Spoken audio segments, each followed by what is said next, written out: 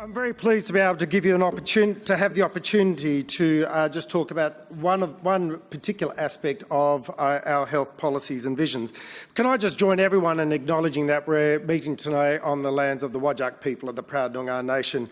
I'd like to acknowledge the elders both past and present and their ongoing resilience of their culture. Let's celebrate it today, as we always should. In the election campaign, we talked about three key themes in relation to healthcare. We talked about innovation, making sure that we find new ways of delivering healthcare in the biggest and most isolated health jurisdiction in the world, and overcome the unsustainable growth in spending associated with health. Secondly, we talked about integration, making sure we get beyond the silos of the funding regimes that exist and making sure that we continue to work together in a collaborative culture that makes sure that our customers, the patients, get better care. And thirdly, we talked about culture change, because culture change is what is necessary to drive the sort of transformation that we're looking for in our health system. And today I want to talk about our vision around health and medical research and the role that it can play in transforming our health system and, of course, our economy. So why is medical research and innovation important? It's important because it does more than just change the way we manage and treat diseases. They shape the way we live, and breakthroughs in health and medical research are making a difference to our lives by helping us prevent life-threatening diseases. They are also helping us to stay healthier and live longer. And in a community where we have a growing level of chronic disease through an ageing population, we have to look ever more into medical research to continue to improve the services that are available. Health and medical research enhances the healthcare we receive through improvements to our health system, enriches our medical workforce and strengthens our economy. In terms of our health system, it can improve the quality, safety and sustainability of healthcare delivery and help attract high-quality, high-calibre staff practising at the forefront of their craft. It provides new insight into illness and disease and leads to more effective prevention and improved treatments and therapies. It can provide patients with access to the latest treatments and therapies through clinical trials. Research can also strengthen our medical workforce by helping to develop, attract and retain staff who are motivated, progressive and committed to providing the highest level of care possible. Enhance medical teaching and training, promote a culture of continual improvement and excellence. Economically, research is of significant benefit because it provides strong returns on investment through improved community wellbeing and workforce productivity, especially given our ageing population.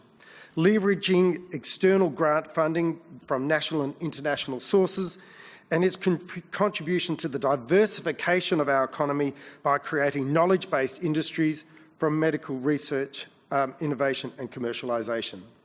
An independent report commissioned by the Australian Society of Medical Research has revealed that over the past 15 years, for every dollar invested in the National Health and Medical Research Council, there has been a threefold return on health and economic benefits.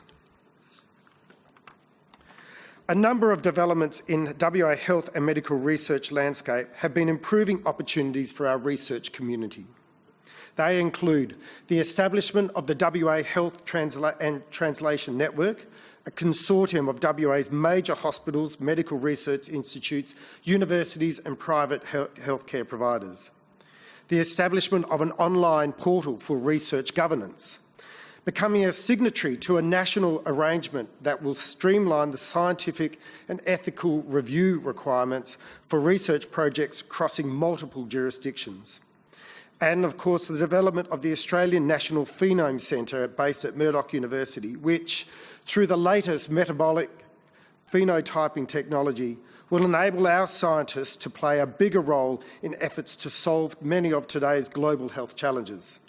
While all these developments will help make WA a more research-friendly state, there is still much more that we have to do in the research sector to improve our performance.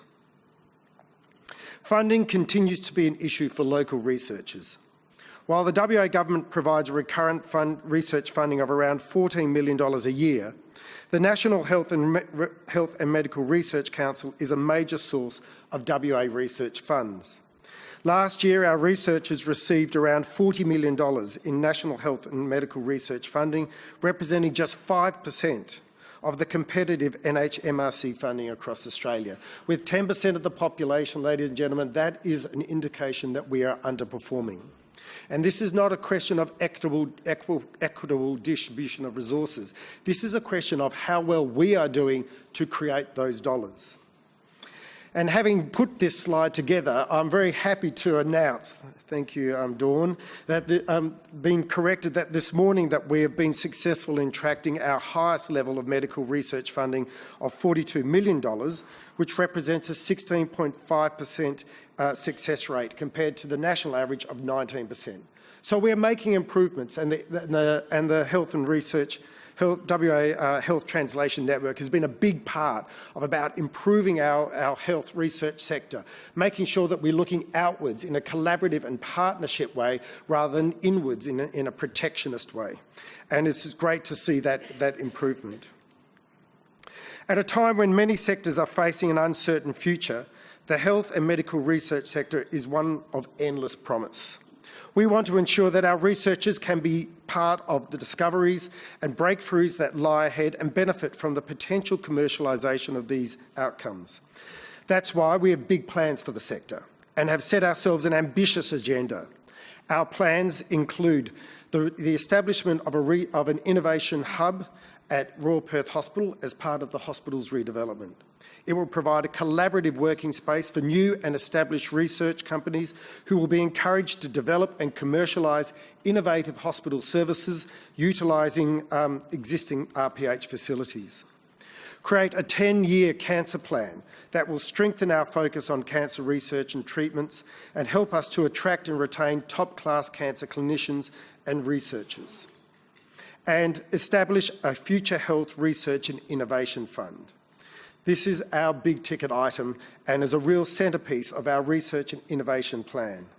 It will provide a secure source of research funding for local researchers that, and importantly, provides a sustainable funding future. The Future Health Research and Innovation Fund will provide money across two streams. A health and medical research stream that will fund researchers to pursue research activities, and a medical innovation and commercialisation stream that will back new and innovative ways of delivering health services. Money for the new fund will be raised from interest earned from the WA's Future Fund, the state's sovereign wealth fund. The current Future Fund will be repurposed to create an investment fund to grow our health and scientific communities. With the Future Fund's current balance at around about $1.1 billion, annual top-ups and interest from royalties, the HRIF will become a substantial source of money for health and medical research. An important feature of the new fund is that it will be given the facility to accept corporate and philanthropic donations, and we will use tax efficiencies and other methods to make sure we leverage the public funding available to ensure that we have a strong growth of medical research funding, benefiting from the corporate contribution, which has already made such a huge impact upon medical and health research funding in Western Australia. The McGowan government recognises the enormous value in the health and medical research sector and is incredibly committed to ensuring that it has the opportunity to grow and flourish in this state. For any companies represented here today who are looking at ways of strengthening their corporate social responsibility, I would encourage you to give careful consideration to supporting our health and medical researchers, innovation and innovators. I hope you will see, as we do, that health and medical research is not an indulgence, but an investment in the future of the health of our community, the future and the investment in our medical workforce, our patients and our economy, and ultimately the future of Western Australia. Thank you very much.